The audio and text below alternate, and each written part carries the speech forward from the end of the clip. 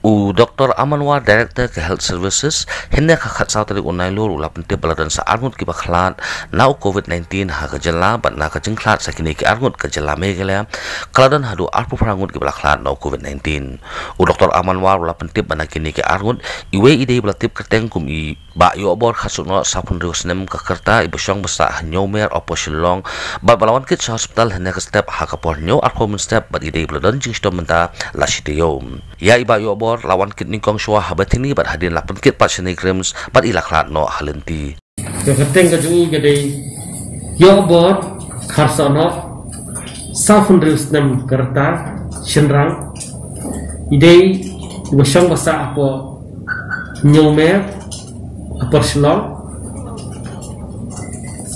ipoi apo hospital menne step hi hakapor new arfo step day badan gajing shitam la shiteo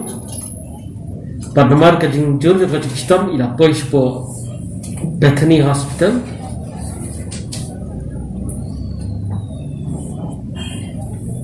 napo Bethany Hospital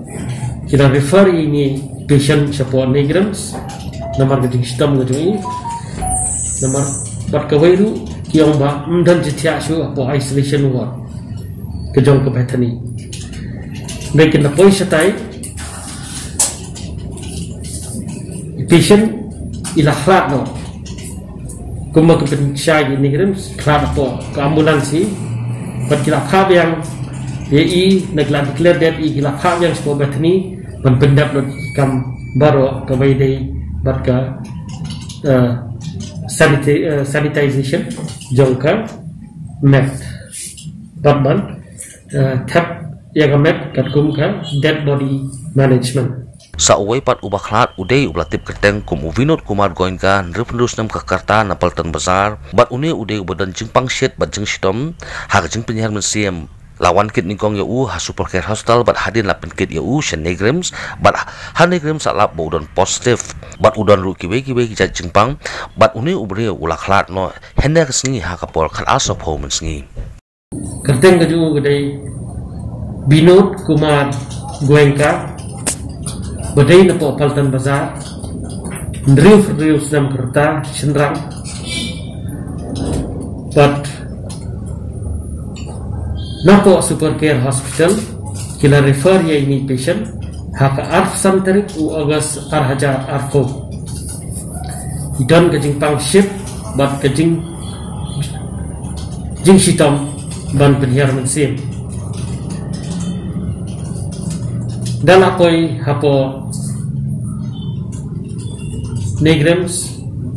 test positive but kila ai kajing sumari idei ibadan kiwi kajing shitam kum ka diabetes hypertension but namar kajing shitam kila khlad no mentah si hakapor khat a sako menski khlad kadau no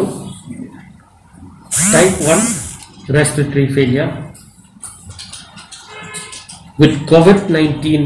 pneumonia with acute respiratory distress syndrome and comorbid condition is type 2 diabetes mellitus with hypertension.